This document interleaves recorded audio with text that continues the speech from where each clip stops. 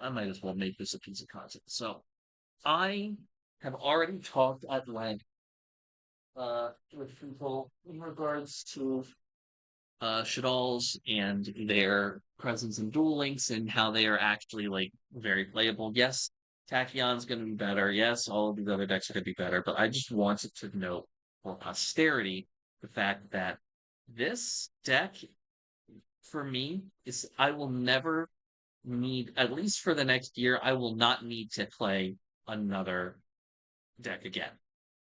Because unlike in the TCG and the OCG, where where an invoke should all deck can, isn't going to be able to really accomplish much because you are running, there's a 30 card maximum and you're incentivized to run 20.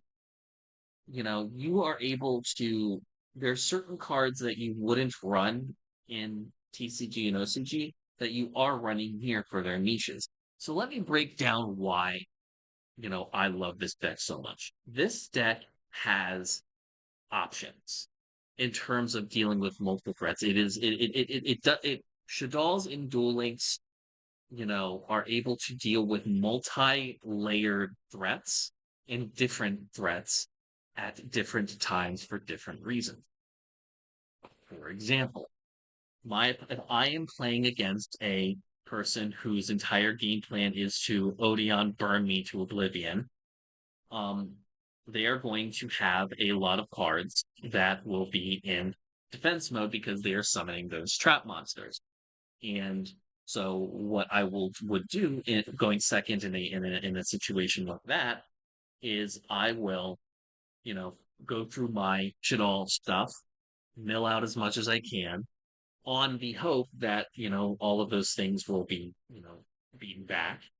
Um, and end on an invoked Purgatrio, which is able to attack all defense position monsters or all the monsters my opponent controls, uh, as well as gains attacks each one of them on the field, as well as it deals peace and battle damage. Another example. You have a case where I am going against Aura Mages. This is a very chewy deck. This is a deck that punishes you that like punishes you for dealing damage to your opponent's life points, especially once they have their back row set up. Their back row being set up can be a huge pain in the butt. But, once you realize, but the thing is that once you get to a certain point, this deck outchews them. You have, you know, and the best part about the Shaddoll deck here is even if my opponent has multiple big binguses, multiple Omni Negates and stuff like that, so be it. You know, if I'm able to end on a invoked Maglenica that's boosted with a Alistair the Invoker at 4K, that's running over most things. And if my opponent's greedy and has a lot of cards on their field, Purgatrio does the same thing. And along with the and you're wondering, like, Evan, why are you running the Earth one? Well, because it is a good final beatdown option in a pinch, especially when I'm running Nishidal Genius and El Shadal Shekanaga to go with it. Fun fact, the reason you play Shekanaga is because she negates Pendulum Summon. When your opponent Pendulum Summons, and or rather if they activate their effect, or rather Gristra prevents Pendulum Summons, Shekanaga punishes your opponent's special summon monsters whenever they activate your effect. So, that is not a particularly strong effect in the TCG and OCG, but you pair a Shekanaga with an invoked Mechaba, you have like you have at the very least one monster, like two monster negates. If you have a spell or a trap in your hand, which you probably wouldn't, but if you do, you also have a spell trap and a monster negate. That's not nothing. And like I said, Gristra prevents the special summoning of monster. And the Shaddoll package here is a very diverse option. The only thing that I wish that was present here that isn't, if I'm being perfectly honest, is the invoked Raijin, which is the invoked monster that is a what's it called? Let me go. It's all so interesting to me in the sense of having options like are there certain ways that I would want to build this deck that I necessarily can't? Yes, I want, say, if we pull up Trail Dragon, go to cards. There is El Shaddol Apkalos, the water one. There isn't water coverage here. I have the coverage for, opponents um with fire, I have coverage with earth, I have coverage with light, but I'm missing the earth, I'm missing the wind, and I'm missing the water. And that's a big part of that is the limiting that does come with uh the nature of the speed duel format. As much as the speed duel format is fun, I'm not able to run as much because while yes, I in theory could run let's say I could run the invoked Coitus, which is not a terrible, which is still a stellar wall, and it's fine. I I would only really want to run this if Shaddol Ariel was available in the card pool, and not having that card be present kind of makes this less desirable to run. Also, I found that having two constructs regularly is worth having over anything else, and even having Artemis the Moon Maiden take up a slot to go into it makes it so if I draw nothing else that's gas, if I draw three copies of Shaddol Fusion and a Magical Meltdown, as long as I have that Magical Meltdown, I'm able to go from a Magical Meltdown to an Alistair to a Moon Maiden, Invocation into Invoke Mechaba, and I have a single spell trap or a single monster negate for my opponent's next turn. And against a lot of decks, that's enough in Duel Links. And so, that's not even to say, do I open, say, if I open a Magical Meltdown and I open also, I don't know, the ability to you know, get into if I can elect to instead go into a Shaddol construct. Say I open Invocation. Let's say I open Alistair the Invoker or Magical Meltdown or some tool to like Invocation, and I have I don't know, a Shaddol Hedgehog and a Shaddol Hedgehog, a Dragon, and I don't know, a Shaddol Fusion. So what I do is that I go through my Invoke line and then use the Shaddol Fusion, or if I have, say, a Kios and a Hedgehog or a Kios and a Dragon in hand, I use it for that instead, avoiding the Mechaba, so I can then do send off of sending off of the effect of Construct, send a Squamata. Squamata then sends a Windy, and then Windy then sets a Shaddol Beast.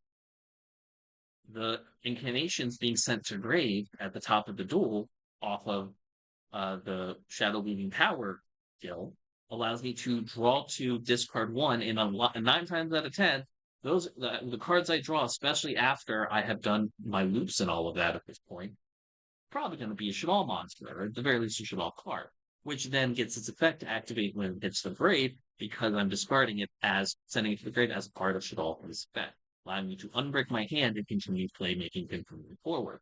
Usually ending with one or two extra monsters in the main monster zone as background, a window, which is usually great, or if I'm really lucky, and I open Magical Meltdown, Shaddol Fusion, and two Shaddol monsters, and I'm able to also end on a Mechaba by using the Alistair that I sent for the Moon Main and the Moon Main that I had sent for a construct originally. There are so many options that can be done in edge cases, and the more time I've spent with this deck, the more I've been able to see what my opponent's game plan is going second and be able to thwart that. And worst case scenario, I end on an invoked Mechaba and a face down Shaddolls monster ready to gank my opponent, or if I instead go for a face down Shaddolls monster like a dragon or a hollow, plus a Winda to prevent them from special summoning. So all in all, I end up having a really, really stellar time with this deck. And God forbid they give us even more spaces in the extra deck, which I don't think they're probably going to do at any point at this point. But if God forbid they did, I would have a grand time with it because now I'd be filling in. I'd be able to, slot in a Cloistus. I'd be able to get in I probably would. If God forbid they added Invoke Raijin to this, so that would a Book of Moon with legs. Yes, please give me my interaction. This deck is one of my favorites and probably, in my personal opinion, one of the better or best decks within. It shows up in the rankings on Duel Links Meta. Yes, it's obviously a pretty powerful deck in that regard, but if nothing else when it comes to Invoke Shaddolls, I'm happy that the deck is playable. I'm happy that the deck is usable, and I'm happy that I don't need to spend any money on Duel Links for the foreseeable future because what am I going to spend it on? My third copy of Magical Meltdown? Honestly, that's not even necessary. I cut Falco out of this, and I haven't thought that. I thought, it'd be nice if I could go into Falco. What is Falco going to do? Falco just clogs things up half the time now. So, I'm happy with this. Having Genius, like having Hollow's on-field effect to send something to be able to plus while also sending something to your opponent's grave. Genius's graveyard effect being able to do spot negation on the opponent's effect. Shiganaga preventing special summon monsters from activating their effects. Grisha preventing the special summoning from happening, period. And Wendigo is basically fodder. Honestly, Wendigo is here if I want to get a very specific Shaddolls spell trap out of my graveyard, and I've got the ability to fusion place. I feel like Wendigo is kind of not. Wendigo is kind of a flex spot. It still kind of exists in here from when I was running Super Poly, which I'm gonna be honest, Super Poly's nice and all, but I don't know if it's necessarily what I need. Um, there's a part of me that does kind of want to sit down and look at other options for potential cards in the future that could probably be added to this as far as the extra deck is concerned. But as far as the main deck, I think it's pretty rock solid, and this deck is kind of where it's going to need to be. Shadow Weaving Power does a lot of the heavy lifting. A big reason why you don't want to run more than 20 cards is because you're getting 3 more added to the deck. And as much as I would love to stick a core in here or a Sinister Shadow Games, honest to God, you're better to just having the incarnations and using them to flip over. If you are truly, truly brick, which is nothing but monsters in hand, get something you can special summon. Usually, if you're bricked to that bad, you're a lot of the times going to have a hedgehog or something in there with you, and just set the hedgehog with that bitch face up with the bigger effects of the incarnations. If you're so inclined, use your special skill to tuck it back into the deck so you can grab one for later, whatever. Add an El Shaddolls fusion, and you're off to the races.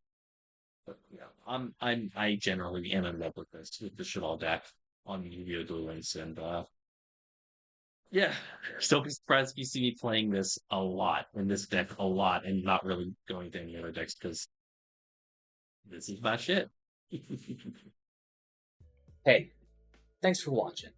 If you want to talk to me outside of this video, outside of live streams, or just join the community and be a part of it, you can do so at HIMediaTV/Discord. Discord links there. We'd love to have you. And given the financial situation of the economy right now, I know this is a tall ask, but if you have the scratch to spare, please consider donating and becoming a supporter at HIMedia.gg/tip. All of our perks are serviced through our Discord channel, including early access videos, exclusive videos, and more. Your generosity is a blessing, and $1 a month is a boon to my mental health. Thank you so very much for watching. I appreciate you, and have a great day.